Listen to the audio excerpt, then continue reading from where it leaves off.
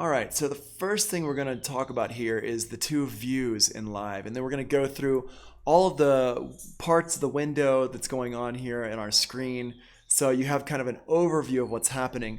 Then we're going to talk about how to launch things and how to set up your drives and preferences and stuff like that. And then after that, we're going to talk about recording some audio, but that's going to be in a different video probably. So the first things first, let's talk about what we're looking at here on the screen. So this is Ableton Live, and in broad strokes, over here we have the browser. In the middle we have our main, what this window is called the session view, what we're looking at right now. Over here on the right hand side is the help view. This is where you can get different lessons and you can learn about how to do certain things in Ableton Live. Down here is our device view, where we can see our devices like effects and synthesizers and stuff like that. And over here on the left is our info view. And the info view is kind of like a manual. So if you mouse over stuff, it's going to show you exactly what you've got going on the screen. If you're used to Logic, Logic also has an info view that they stole the idea from Ableton Live a few years ago. But Ableton's had it in there since the very beginning, and it's super, super useful. It kind of takes the place of a manual, because if you have this info view open, you can just mouse over stuff and read about what it says on everything on the screen here. And so it's really, really useful. If you're ever wondering what something does, just turn on this info view and it'll tell you what it does. If you want to hide any of these things, there's a couple different ways to do it. The easiest way is to just kind of look for the little arrow or the X that's nearby. So for example, this little arrow down here next to this info view, I can click on it and the info view goes away. Over here with the lessons, over here in the help view on the right hand side, you can click on the X right here and it goes away. And then if you are, if you don't want to see the browser, then you can click on this one here. And then there's also, of course, keyboard shortcuts for this stuff. So for example, the browser is Command Option B, and that hides the browser. The device view is Command Option L, that hides the device view. If you want to get that help view open, the help view, I don't know if there's a shortcut for that one. I always just go up here to help to open that one up. And then the info view is Shift ? So that's your different views. That's the easy stuff for your shortcuts for just opening and closing your different views. So that's kind of a broad stroke there. Now, there are two main windows in Ableton Live, and both of those main windows can show all those extra windows that we were just looking at. And the way we get between those windows is you just press the Tab key. It's as easy as that. All you do is just press the Tab key and we can switch between our two views right here. So this view is called the session view, and then over here, this is called the arrangement view. The arrangement view is going to be very convenient, like natural feeling for anybody who's used Pro Tools or Logic or FL Studio, something like that. They all have this kind of view, and Ableton Live has it too. And this is where you're going to lay out your song. So when it's time to lay out your song, when you've got all your loops together and stuff like that, you can lay it out using the arrangement view. The only difference with the arrangement view in Ableton Live is that your track information is on the right-hand side rather than on the left-hand side. And the reason for that, as far as I can guess, is that because the actual signal flow of your audio data goes from right to left. And this is actually something that Pro Tools, Logic, all those other DAWs do the same way. They just don't really show it the same way that Live does. So with Live, it's showing you that the audio is coming from your track and it streams into anything like effects and stuff that are down here. So, you know, your panning, your volume, all that stuff comes after the audio data on the track. And it's kind of showing you that here with the way it's laid out. And if you think about it like that, it kind of makes it like, oh, okay, cool, that makes a little bit more sense. It's not just a totally random thing. It's actually something that's thought out. At least that's what I believe. That's what I think. I think it's set up like that because that's the only thing that really makes sense to me. Otherwise, it's just kind of like, let's do it to be different. And I don't think it's like that. I think there's actually a reason for it. And like I said, in this view here, you can actually open up your browser. You can open up your info view. You can open up your help view. You can open up your instruments, your devices down here on the bottom. All the same stuff in both views. If your screen is small, like right now I'm on a laptop monitor, a 13-inch laptop, so my screen is small, so you might want to hide some of this stuff sometimes. If you ever want to open it back up again, you can also double click on your track header. So both of these views have a track header. You can see it's up here across the top. It also shows me some colors. You can change the colors. And in here, if I click on one of these tracks, it's going to show me the device view. Now, if I'm working with my clips in here, if I double click here, I can put a clip in here and it will show me the clip, especially for the MIDI clips immediately. Audio clips, you have to have some audio data in there. But these MIDI clips, it'll just make a MIDI clip for you. And it shows you that down here. If I want to switch between my two different clips, there's a shortcut, but the easiest way before you learn any shortcuts is just, if I want to see what devices I'm using, I double click the track header, and if I want to see what's inside my clip, I double click my clip, and it will show me what's inside that clip. This is kind of the easiest way to kind of navigate around what's going on there. I'm going to go ahead and delete that clip for now. Let's go ahead and zoom in on this, and if you want to follow along with your notes, if you have your notes open, all this stuff that I'm going to be talking about is actually here in the notes. It's all laid out, and you can see I've written it down here. So you got the screen layout, number 1, 2, 3. That corresponds with numbers over here, 1, 2, 3, etc. There are going to be some slight differences, especially when we talk about the clip views and things like that, because I am using Live 11 on my computer, but this is Live 10 in the notes here. This actually, part of it doesn't really look different at all. And I think, yeah, actually none of this stuff looks different. The differences are going to come when we get into the clips. So we'll talk about that a little bit later. But for right now, it's all going to look basically the same. All right, so let's do this. Let's go up here. I'm going to zoom in a little bit so y'all can see what's going on. And let's just talk about these things kind of one by one. As I said, I'm going to go a little bit quick because I want to get through this, because I really want to get to how to trigger clips, how to get going with clips, and also how to record audio into Live so we can kind of start making some music and having fun with Live. It's a lot more fun when we're actually doing stuff with it than rather than just kind of looking at it being like, oh my God, I'm so lost. I don't know what's going on. All right. So the first button over here is called the link button. This link button here links up Live through the Wi-Fi connection through other programs, DAWs, or software that you have on your computer or on your phone or your iPad or something like that. It depends on if the program actually utilizes Link, but Link's been around for a couple of years now, and more programs are utilizing Link. A lot of things actually utilize Link. Even like my MPC utilizes Link because my MPC can connect to the internet, so I can actually utilize Link through Wi-Fi on my MPC. And what's cool about this is that Ableton Live will start playing, and then I can push play on my MPC, and it will automatically sync up with Ableton Live. It's super cool. It just follows Ableton Live's lead there. Ableton Live is the lead device, and then the MPC will be the follower. So that's, you can turn that on or off. To be honest, I don't really use it all that much right now because I'm in Colombia. I don't have my MPC with me. I'm not using it a whole lot, but it is there. If you want to hide it, you can hide it in the preferences. We'll talk about that a little bit later. Here we have a tap tempo here. If you want to tap in your tempo, you just click on it, and when you click on it the 4th time, the 5th time it will start playing. So if I put my metronome on here, I click on it, 1, 2, 3, 4, 1. And you can hear it's playing. I think you can hear that. Let me just make sure y'all can hear that. Yeah, you can hear that. Awesome.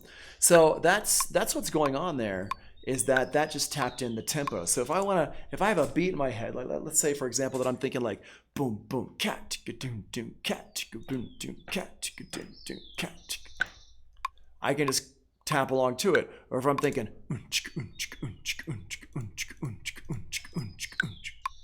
I can tap that in, and it will automatically kind of take me to what tempo I was more or less singing. And I can change the tempo right here on the right hand side here. I can change the tempo by clicking on it and typing in a new tempo and hitting the enter key, and I'll put that tempo in there right there. So it's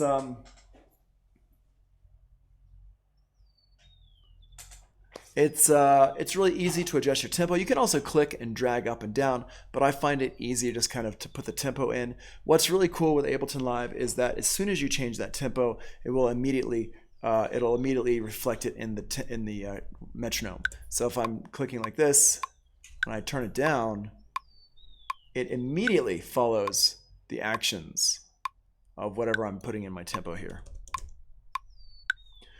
The main thing you want to figure out, the main thing you want to remember is that when you enter the tempo in, you got to hit that return key or else it won't take. Over here we have the nudge buttons. The nudge buttons are completely useless unless you're DJing with a turntable or a CDJ and using Ableton Live with a computer, but nobody really does that. Like, I'm sure there's like somebody who does it, but this is something that Ableton Live put in a while back, like a few years ago, like maybe, I don't know, 10 years ago at this point. They put it in a long time ago and it never really took off. They never took it out because why bother taking it out? It's there, leave it there, it's fine. But what this does is it nudges things. So if I'm playing, but it's not, it nudges like slower or faster, but you're not really gonna notice it that much. It keeps the same tempo. The tempo stays the same. It just kind of pushes it forward, kind of like if you're moving your turntable a little bit. Here we have our time signature. The time signature most of the time is going to be 4/4, but you can change it by clicking on it and hitting like 3/4 or something like that. I'm going to keep it in 4/4. You could also put it into 6/8, like that. There you go.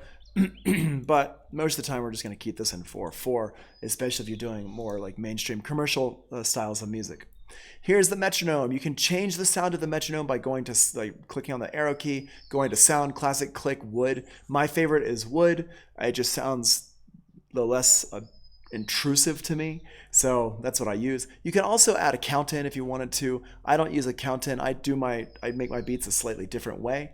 But you can do that. The reason why I do mine differently is because for a long time Ableton Live did not have a count in, so I just got used to not using a count in. I have like a workaround that I do. You can also have the metronome enabled only while you're recording, which is pretty cool, especially if you're doing live beats and stuff like that on a stage. It's useful for that kind of stuff, but again, I never turn that on.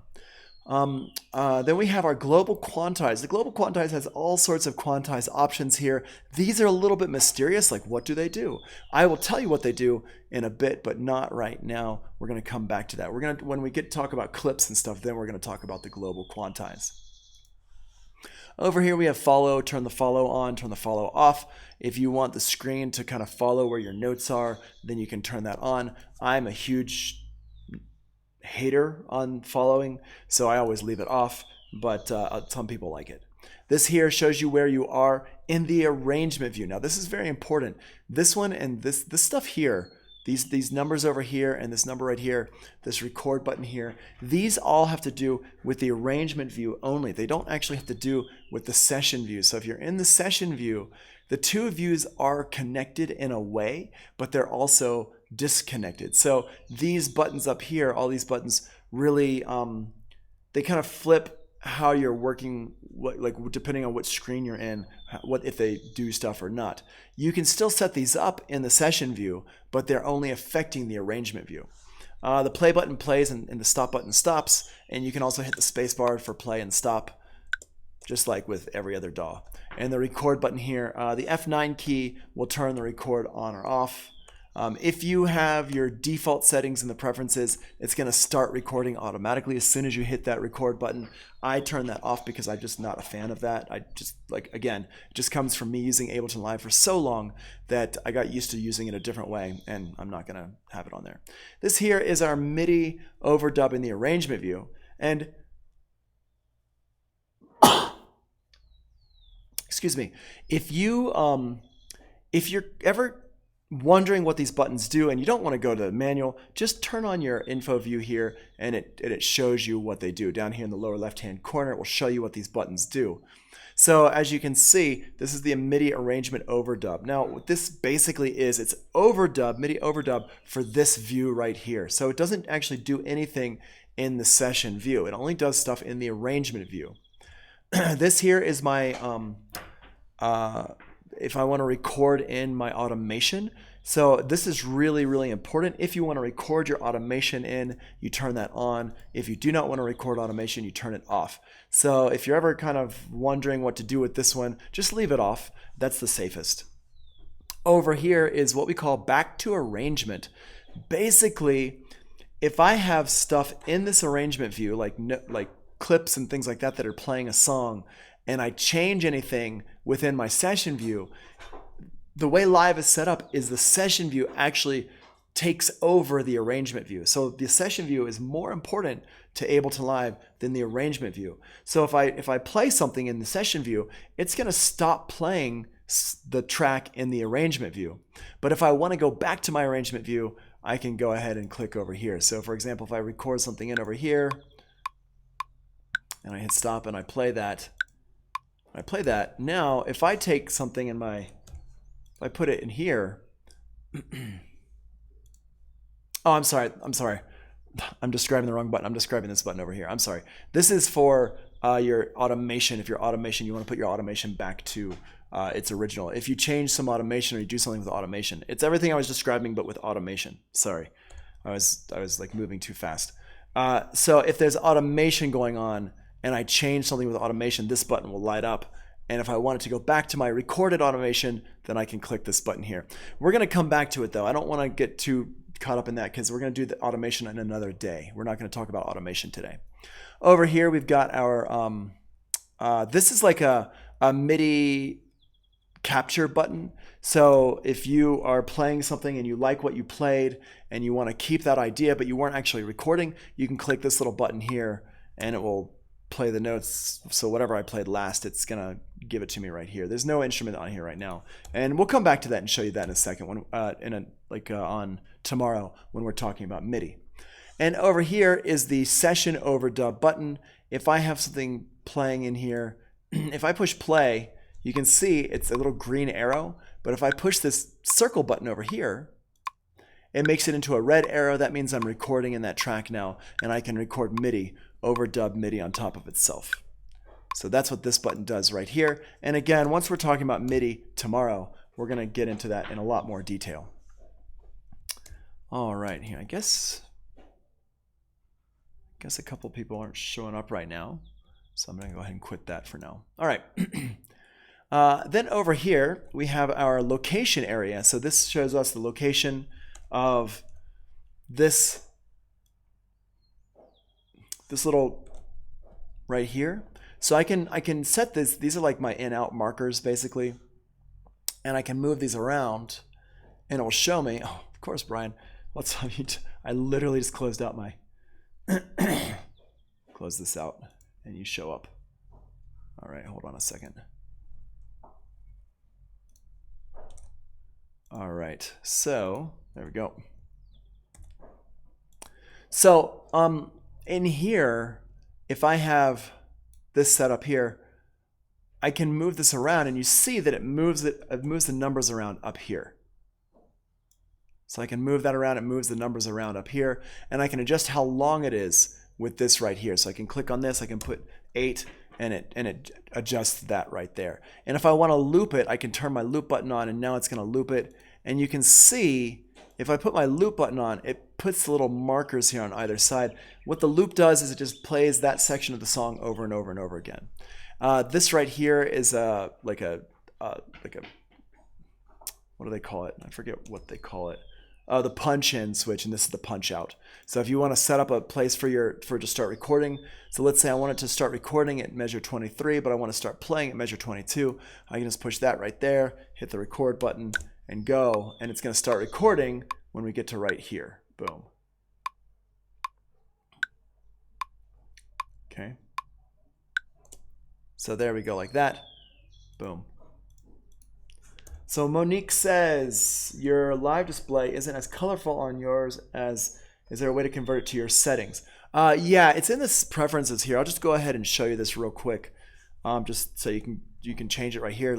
Under look and feel, if you get your preferences up, the preferences on the Mac are Command, comma, or if you go up to the live menu up here, preferences. I don't want to talk about the preferences too much right now, but we will talk about this look and feel here just because you asked that question.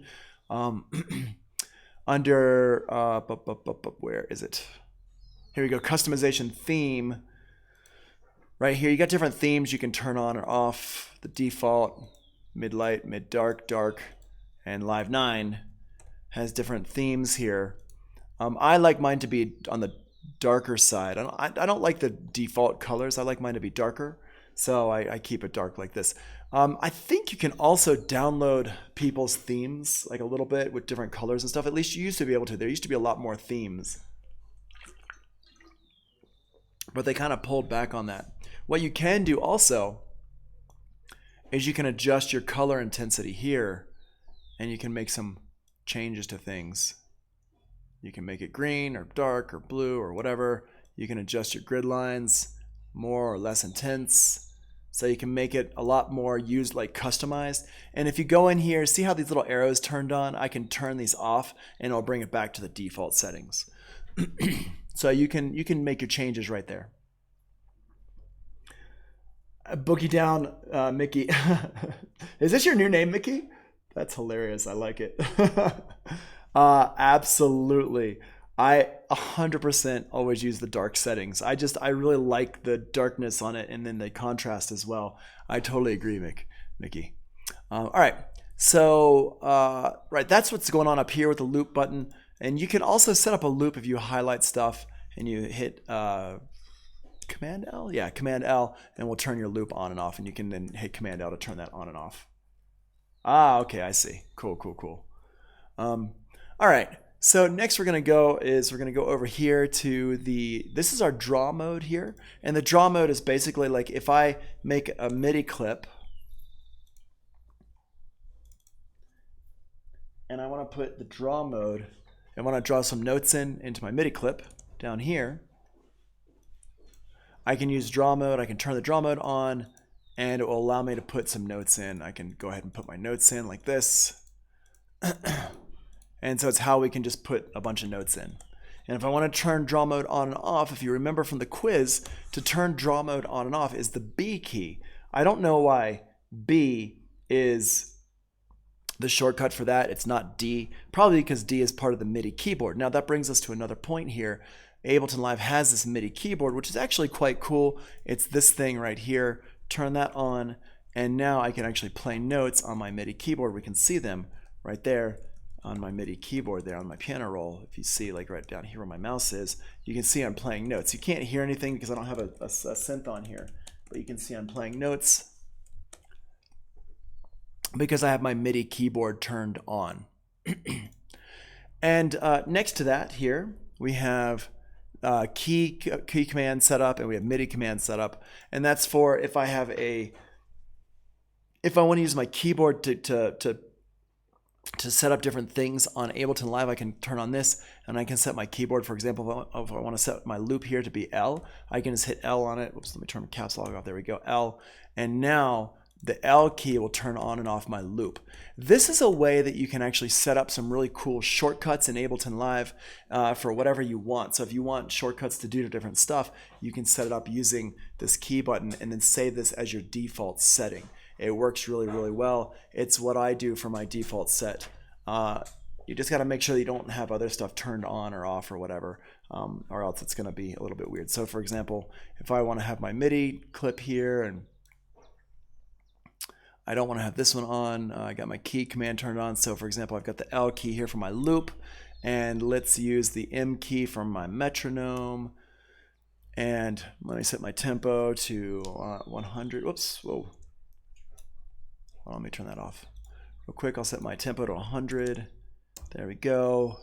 And then what else can I set here? Oh, I can set up over on this window here. I can set my automation. Let's see here, automation lock to be my my / key, because that's kind of similar to what it is in Pro Tools. And then I'll set this for my arrows. Wait, oh, it's a different thing. That's already a setting in there. So that's good enough for now. So what I can do is I can just go ahead and turn that off, and now I can save this as my default set. I go into my preferences, and I go in here to my library. No, hold on, which one was it? File folder. It might not. Oh, they changed it. That's right.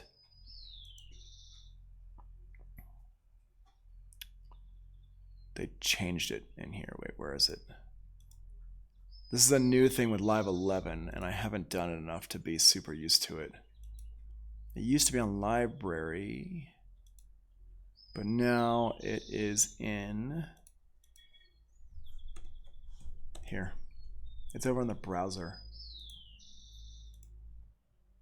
In our templates, because they have a new template thing here. So the default set.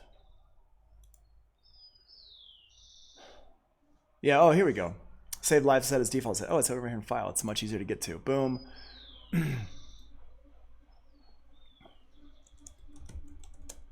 Default set.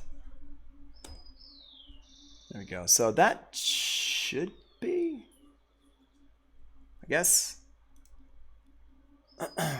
Like I said, I haven't really done this. Oh, okay, interesting. Okay, so you can right click on stuff to set it as a default set. And it looks like it's got the little check mark in here to do that. So yeah, cool. All right, so we have that there.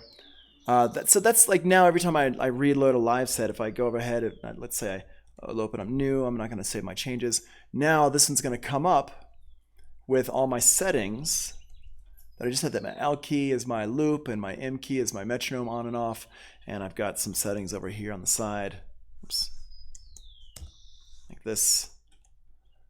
Like my slash key and all that stuff. So we do have a few things. You can see what they are right here. We can see what they are right here.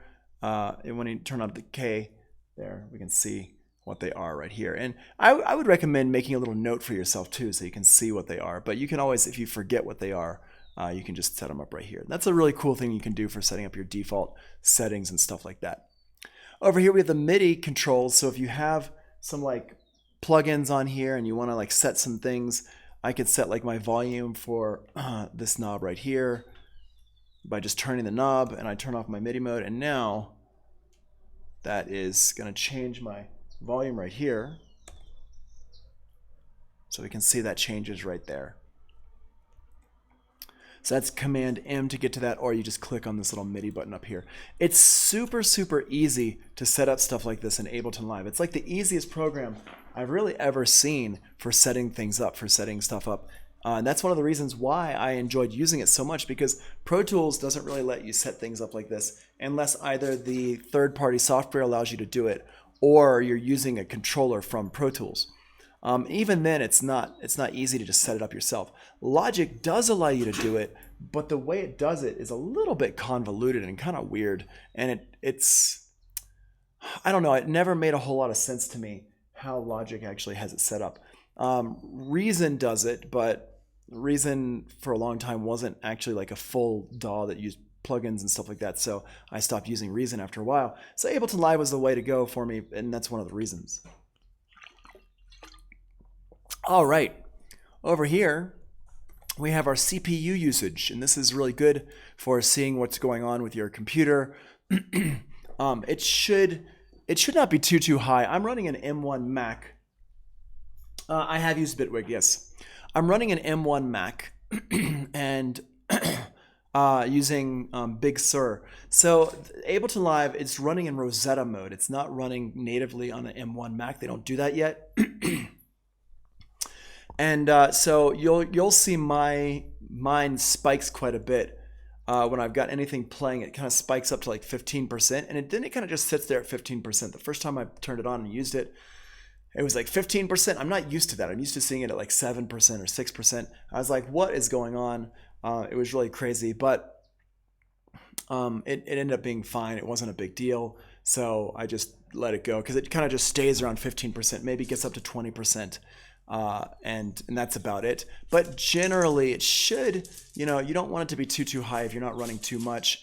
CPU overload indication, I turn that one off, but you can check that box so you can, turn it on. Audio engine on, yes. Your average here, current, is your text, what it shows you. I just keep it on average so I can see kind of what's going overall. But you can set this up however you want. And again, this is Ableton Live 11. If you are using Live 10, you do not have all these options. Then up here we have some, let me just zoom in so it's easier to see. There are some indicators here for things. So if I'm moving my knobs or doing any kind of MIDI stuff, it shows me the indicator here to show me that I'm getting information into live. But if I'm hitting keys on my keyboard and I'm not seeing any light flashing there, then that means that the problem is with my keyboard. This is a troubleshooting thing more than anything else. You know, Monique, yesterday you and I were talking about you were spending a lot of time setting things up and getting your plugins installed and stuff like that, and you were frustrated with how much trouble you were having and how long it was taking you. And I was kind of saying, yeah, well, that's what happens. And that is what happens. And unfortunately, that's kind of where we live now. You know, we live in a world where we're going to have to troubleshoot stuff. And so with the indicators here, these indicators are really useful for troubleshooting stuff. So if I'm ever like messing around with my keyboard and I'm not hearing any sounds and I look up and I'm playing the keyboard but that light is not going right here, then I know that the problem is that my keyboard is not connected to the computer somehow. It's not getting information into the computer. So that's what we can do about that, is kind of see that and say, oh, okay, that's where the problem is happening. All right. What are these?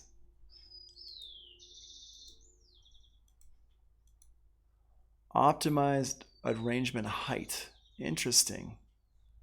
Oh, okay. Huh. These are new. So this puts everything you're doing into the screen so you can see it all on the screen in one place, which is pretty useful. The dog is trying to eat stuff. Stop trying to eat stuff, baby. Come over here and go lay down. All right. So down here across the bottom on the right hand side, these are different view options for what we're seeing on the screen. I/O section here, this little I/O hides and shows my I/O section. The R hides and shows my return tracks. The M shows or hides my mixer area. And the D stands for track delay here. And we got a couple extra ones over here. We also have our sends over here on this one here. And then D. And there's also an X for crossfading and stuff like that if you're DJing with Ableton Live. And then there's also over here, this little one here, which is, what is that? Oh, show hide performance impact. Oh, that's a new one. That's pretty cool. Sorry, you can see how much I haven't explored all the little buttons on here yet. Use this button to show or hide the performance impact section where you can see the performance impact of each track. Ah, that's pretty neat. So if you see like a track is like taking up a whole bunch of your performance, your CPU, you can actually see it really easily there. You can see it really easily what it's doing there. That's pretty neat. I'm going to turn that off right now, though. This X is if you're using Ableton Live to DJ with, you can turn that on. Hold on one second. Puppy. Come on. Come on. Yes. Good girl.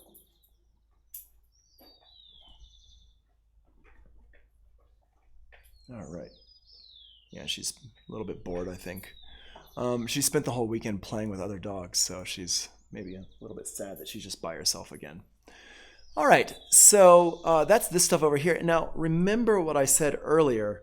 Any kind of shortcut you want to use for these over here, this is all Command Option. So Command Option I, do the I/O, S, send, R, return, M for mixer. The D doesn't work, the X doesn't work, and that's C. Yeah, that C doesn't work either. So those ones there don't really, but you don't have to turn those on and off so much. I do find myself turning on, showing and hiding my I/O display, my send, my return, my mixer. I'll be hiding and showing those quite often just to get more room on my screen. But the other stuff, not so much. But that's all that's the shortcuts for that right there. Then across the bottom, we have our device view or the clip view, depending on how you're looking at it. This actually doubles up. So if I double click up top, it's going to be my device view. And if I double click on a clip, it's going to be my clip view down here. So depending on what you're actually looking at and doing, it's going to show you different stuff.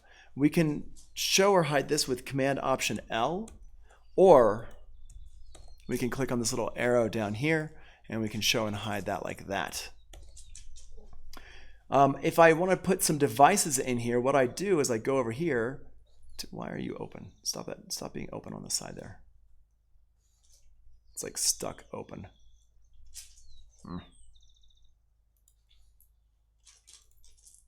Oh, it must have been something that was on my computer. Like I must have, oh, the Command Option D probably did it. Monique says, you're approaching it with a patient trouble shoot in front of my, oh, you're talking about like yesterday what you're talking about. Yeah. Yeah, it's definitely, you need to be patient with all this stuff.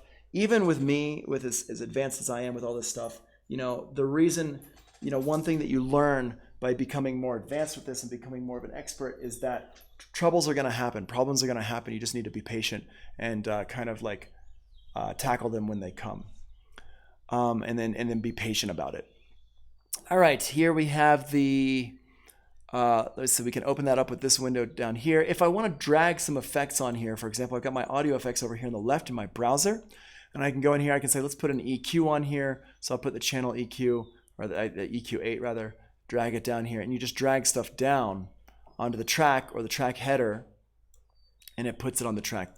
Now my tracks automatically have something that comes up on them that is the my utility here, but that utility, that's because I have my tracks set up to have that automatically. Yours are not going to have that. But if I want to put like a compressor on here, I can just put the compressor in here.